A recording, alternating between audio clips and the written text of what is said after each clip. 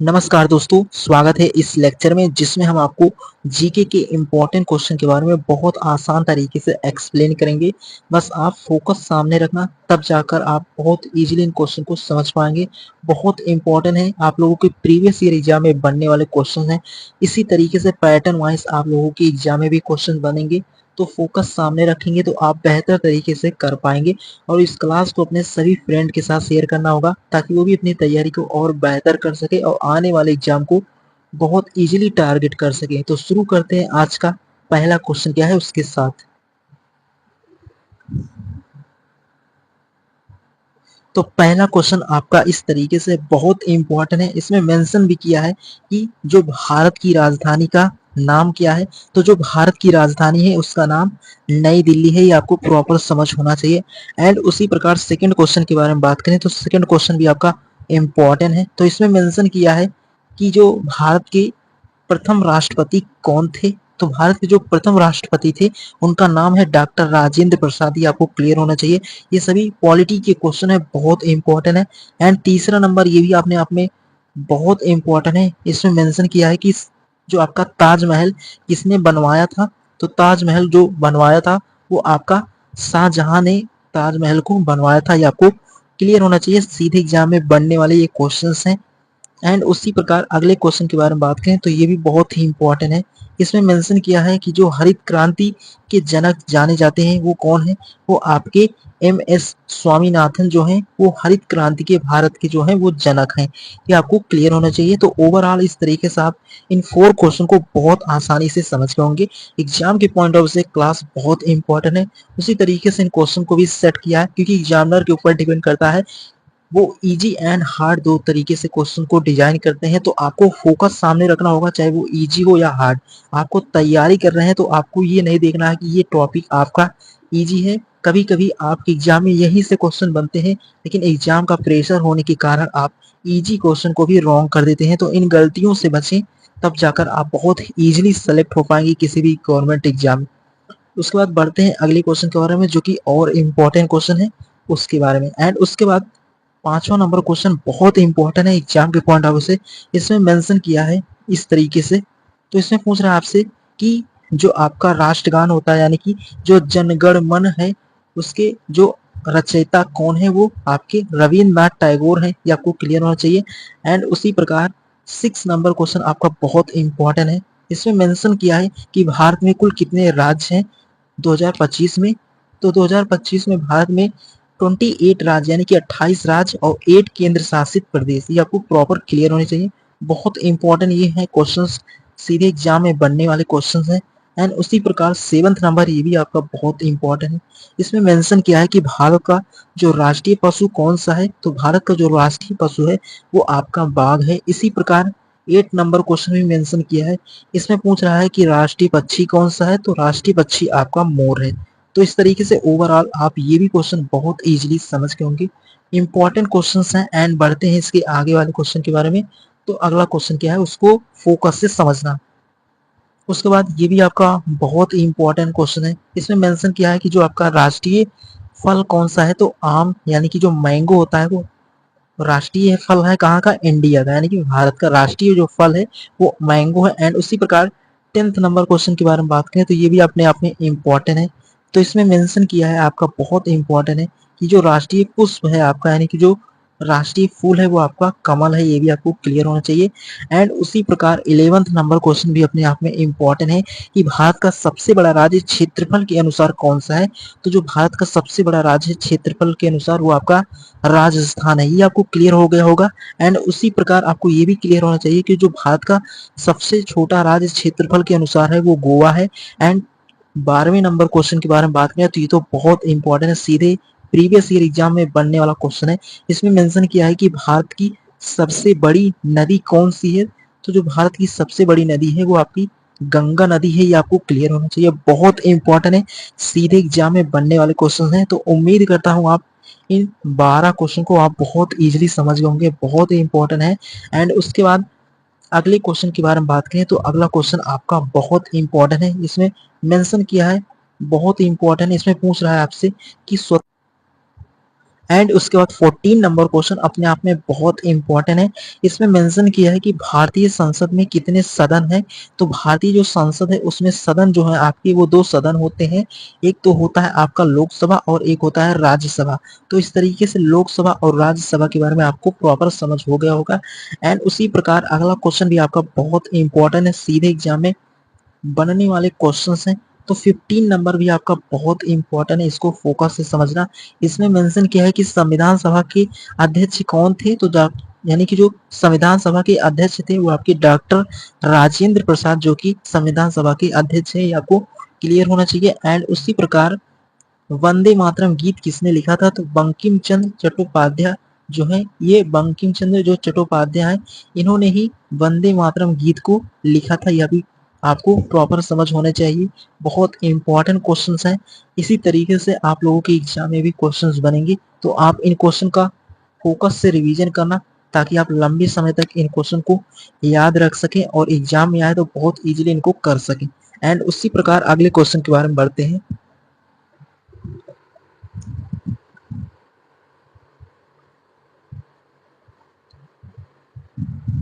उसके बाद अगला क्वेश्चन आपका बहुत इंपॉर्टेंट है। इसमें मेंशन किया है भारत का जो राष्ट्रीय खेल क्या है। तो यानी कि जो भारत है, इंडिया का जो राष्ट्रीय खेल है वो आपका हॉकी है, ये आपको क्लियर होना चाहिए, बहुत इंपॉर्टेंट है। एंड उसी प्रकार अगले क्वेश्चन के बारे में बात करें तो अगला क्वेश्चन भी आपका बहुत इंपॉर्टेंट है। तो इस तरीके से आप 17 नंबर क्वेश्चन समझ गए होंगे और इससे प्रीवियस जितने भी क्वेश्चन हमने अभी तक डिस्कस किया है बहुत इजीली आप इनको समझ गए होंगे। तो उसी प्रकार जो भारत का राष्ट्रीय खेल है वो आपका हॉकी है, ये आपको क्लियर होना चाहिए, बहुत इंपॉर्टेंट है। तो इस तरीके एंड उसके बाद 18 नंबर क्वेश्चन आपका बहुत इंपॉर्टेंट है। इसमें मेंशन किया है इस तरीके से, इसमें पूछ रहा है आपसे कि तारक मेहता का उल्टा चश्मा किस प्रकार का कार्यक्रम है। वो आपका हास्य धारावाहिक है, ये आपको क्लियर होना चाहिए, बहुत इंपॉर्टेंट है। एंड 19 नंबर क्वेश्चन भी आपका बहुत इंपॉर्टेंट है, इसको समझना होगा। तो 19 नंबर क्वेश्चन सीधे एग्जाम में बनने वाला क्वेश्चन है। इसमें मेंशन किया है कि जो पृथ्वी सूर्य की परिक्रमा कितने दिनों में पूरा करती है। तो 365 दिन और 6 घंटे में जो है वो पृथ्वी सूर्य की परिक्रमा करती है, आपको प्रॉपर समझ होना चाहिए।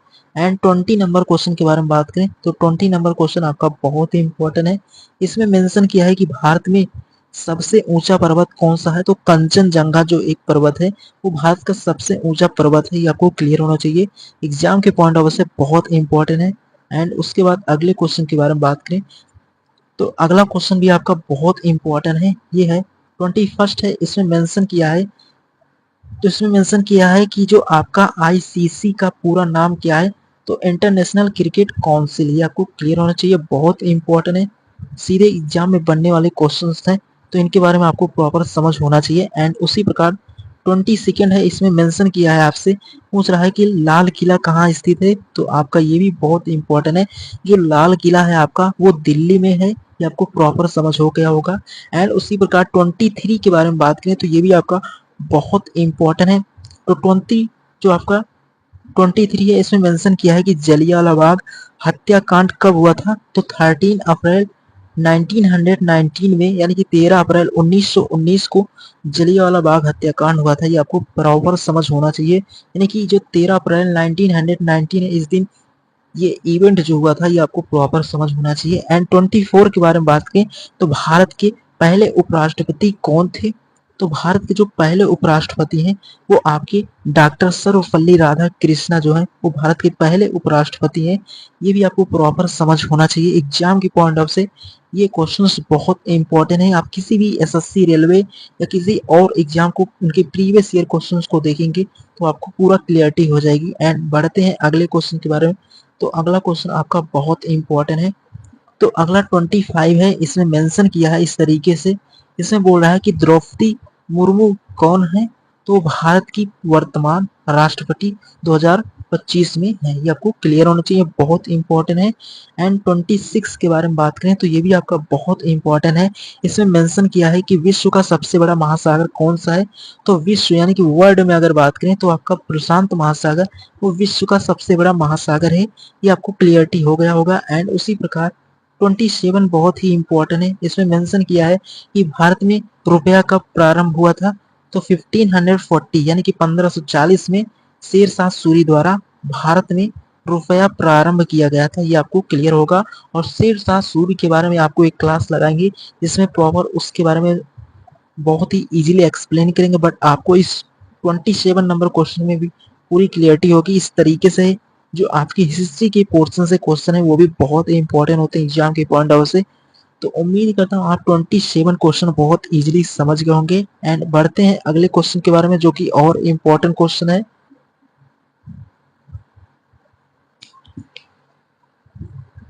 उसके बाद 28 है, इसमें मेंशन किया है कि जय जवान जय किसान का नारा किसने दिया था? तो लाल बहादुर शास्त्री ने जय जवान जय किसान का नारा दिया था। ये आपको प्रॉपर समझ हो गया होगा, बहुत इंपॉर्टेंट क्वेश्चन था। एंड उसी प्रकार 29 है, इसमें बोला है विश्व का सबसे बड़ा देश क्षेत्रफल के अनुसार कौन सा है? तो आपका जो क्षेत्रफल के अनुसार सबसे बड़ा देश है वो आपका रूस है, ये आपको क्लियर होगा। बहुत इंपॉर्टेंट है कि जो क्षेत्रफल के अनुसार विश्व में सबसे बड़ा देश है वो आपका रूस है। एंड उसके बाद अगला है कि विटामिन डी हमें कहाँ से मिलता है? तो सूर्य की किरण से हमें विटामिन डी मिलता है, ये आपको क्लियर होना चाहिए, बहुत इंपॉर्टेंट है। सीधे एग्जाम में बनने वाले ये क्वेश्चंस हैं, बहुत इंपॉर्टेंट है। एंड उसके बाद अगले क्वेश्चन के बारे में बात करें तो अगला क्वेश्चन भी आपका बहुत इंपॉर्टेंट है, एग्जाम में पूछे जाने वाले क्वेश्चन है। उसके बाद ये भी क्वेश्चन आपका बहुत इंपॉर्टेंट है, इसमें मेंशन किया है भारत का पहला उपग्रह कौन सा था? तो आर्यभट्ट जो है वो भारत का पहला उपग्रह है। तो इस तरीके से आप 31 को भी बहुत इजीली समझ गए होंगे, बहुत इंपॉर्टेंट है। एंड 32 के बारे में बात करें, ये आपका बहुत इंपॉर्टेंट है कि इसरो का मुख्यालय कहाँ है? तो बेंगलुरु में है, ये आपको क्लियर होना चाहिए, बहुत इंपॉर्टेंट। जो आपके हेडक्वार्टर से संबंधित क्वेश्चंस होते हैं वो बहुत इंपॉर्टेंट होते हैं एग्जाम की पॉइंट ऑफ व्यू से। एंड 33 के बारे में बात करें, ये भी आपका बहुत इंपॉर्टेंट है। या यानी कि इसमें मेंशन किया है जो महात्मा गांधी जी ने हम राष्ट्रपिता के नाम से भी जानते हैं, इनका जन्म कब हुआ था? तो 2 अक्टूबर 1869 यानी कि 2 अक्टूबर 1869 में महात्मा गांधी का जन्म हुआ था, ये आपको प्रॉपर समझ होना चाहिए, बहुत इंपॉर्टेंट है। तो इस तरीके से आप ये भी समझ गए होंगे। एंड उसके बाद ये भी क्वेश्चन आपका बहुत इंपॉर्टेंट है, इसमें मेंशन किया है कि भारतीय संविधान कब लागू हुआ था? तो 26 जनवरी 1950 यानी कि 26 जनवरी 1950 को भारतीय संविधान को लागू किया गया था, बहुत इंपॉर्टेंट है। एंड उसी प्रकार 35 है, यहाँ पर मेंशन किया है कि जल जीवन मिशन किससे संबंधित है? तो सभी घरों में जल उपलब्ध कराना, उसी से जल जीवन मिशन संबंधित है, ये आपको क्लियर होना चाहिए, बहुत इंपॉर्टेंट है। उसी प्रकार 36 है, इसमें मेंशन किया है कि जो आपका नालंदा विश्वविद्यालय कहाँ स्थित है? तो बिहार एक राज्य है भारत का, वहीं पर नालंदा विश्वविद्यालय स्थित है, ये आपको प्रॉपर समझ हो गया होगा। तो इस तरीके से आप ये भी क्वेश्चन बहुत इजीली समझ गए होंगे, बहुत इंपॉर्टेंट है। एंड उसके बाद अगले क्वेश्चन के बारे में बात करें तो अगला क्वेश्चन भी आपका बहुत इंपॉर्टेंट है। उसके बाद 37 है, इसमें मेंशन किया है कि जीवन बीमा निगम यानी कि जो जीवन बीमा निगम है LIC, ये स्थापना कब हुआ था? तो 1956 में जीवन बीमा निगम LIC की स्थापना हुआ था 1956 में, ये आपको क्लियर होना चाहिए। एंड 38 है, इसमें मेंशन किया है कि विश्व पर्यावरण दिवस कब मनाया जाता है? तो 5 जून को हम इसको विश्व पर्यावरण दिवस को सेलिब्रेट करते हैं, आपको क्लियर होना चाहिए, बहुत इंपॉर्टेंट है। एंड उसके बाद 39 है, इसमें मेंशन किया है, बहुत ही इंपॉर्टेंट है कि भारत की पहली महिला प्रधानमंत्री यानी कि जो भारत की पहली वुमेन प्राइम मिनिस्टर कौन थी? तो इंदिरा गांधी है, ये आपको प्रॉपर समझ हो गया होगा। तो इस तरीके से आप 39 क्वेश्चन को भी बहुत इजीली समझ गए होंगे, बहुत इंपॉर्टेंट क्वेश्चंस हैं। तो इस तरीके से आपको फोकस सामने रखना होगा, बहुत इंपॉर्टेंट। एंड उसके बाद 14 नंबर क्वेश्चन भी आपका बहुत इंपॉर्टेंट है, इसमें मेंशन किया है कि जो PV सिंधु किस खेल से संबंधित है? वो आपका बैडमिंटन से संबंधित है, ये आपको क्लियर होना चाहिए, एग्जाम के पॉइंट ऑफ से क्वेश्चन बहुत इंपॉर्टेंट है। एंड उसी प्रकार आपका 41 भी आपका बहुत इंपॉर्टेंट है, इसमें मेंशन किया है कि मोदी जी का पूरा नाम क्या है? तो जो मोदी जी का पूरा नाम है वो आपका है नरेंद्र दामोदर दास मोदी, जो आपके भारत के प्राइम मिनिस्टर है, उनके बारे में प्रॉपर उनका नाम यहाँ पर मेंशन है, इनके बारे में भी आपको प्रॉपर समझ होना चाहिए। एंड 42 है, ये भी आपका बहुत इंपॉर्टेंट है, तो इसमें मेंशन किया है इस तरीके से कि गुरु नानक देव जी किस धर्म के संस्थापक थे? तो सिख धर्म के जो संस्थापक हैं वो गुरु नानक देव जी हैं, ये आपको प्रॉपर समझ हो गया होगा। तो ओवरऑल इस तरीके से आप 42 क्वेश्चन को भी बहुत इजीली समझ गए होंगे, बहुत इंपॉर्टेंट एग्जाम की पॉइंट ऑफ व्यू से। एंड उसके बाद अगले क्वेश्चन के बारे में बात करें तो अगला क्वेश्चन भी आपका बहुत इंपॉर्टेंट है।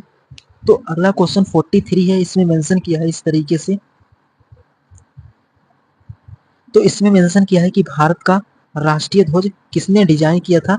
तो जो पिंगली वेंकैया हैं उन्होंने भारत का जो राष्ट्रीय ध्वज है उसे डिजाइन किया था, ये आपको प्रॉपर समझ होना चाहिए। एंड तो इस प्रकार आपका 44 है, इसमें मेंशन किया है कि विश्व का सबसे ऊंचा जलप्रपात कौन सा है। तो आपका एंजल फॉल्स वेनेजुएला जो है वो आपका सबसे ऊंचा जलप्रपात है, ये आपको क्लियर होना चाहिए। और जो विश्व का है वो आपका एंजल फॉल्स वेनेजुएला जो है वो यानी कि जो विश्व का सबसे ऊंचा जलप्रपात है, ये आपको क्लियर हो गया होगा। एंड उसी प्रकार 45 है, इसमें मेंशन किया है कि न्यूटन किस वैज्ञानिक का नाम है। तो न्यूटन जो है वो सर आइजैक न्यूटन, जिन्होंने हमें गति के नियम के बारे में एक्सप्लेन किया था कि न्यूटन का जो प्रथम नियम क्या है, इन सभी के बारे में हम आपको फिजिक्स में बहुत इजीली एक्सप्लेन करेंगे।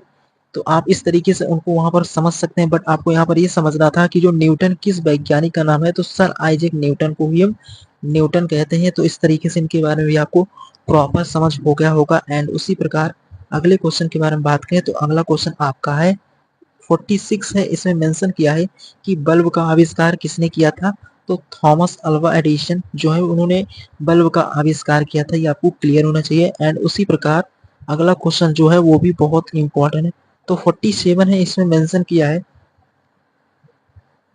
तो 47 में मेंशन किया है कि ताजमहल किस नदी के किनारे है। तो यमुना नदी के किनारे ताजमहल है, ये आपको क्लियर होना चाहिए, बहुत इंपॉर्टेंट है।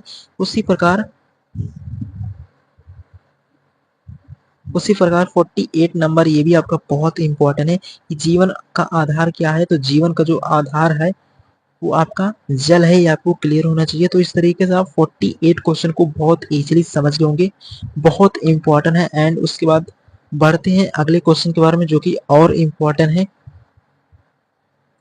उसके बाद अगला क्वेश्चन आपका 49 है, इसमें मेंशन किया है कि मदर टेरेसा को भारत रत्न कब मिला था। तो 1980 में, यानी कि 1980 में मदर टेरेसा को भारत का रत्न मिला। तो इस तरीके से आपका जो 15 नंबर है इसमें मेंशन किया है कि यूएनओ का मुख्यालय कहाँ है। तो न्यूयॉर्क, यानी कि जो न्यूयॉर्क है वो आपका अमेरिका में है, ये आपको प्रॉपर समझ होगा।